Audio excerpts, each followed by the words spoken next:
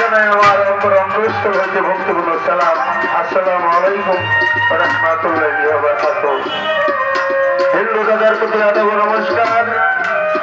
আমার প্রতিপক্ষ যিনি শিল্পী, বাংলাদেশের সুনামধন্য গায়িকা জনবালাইনি সরকার,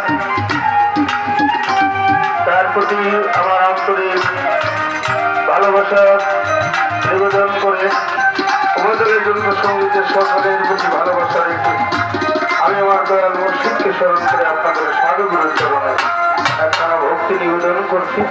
আপনারা সকলে গ্রহণ করবেন, তারপরে গানে চলে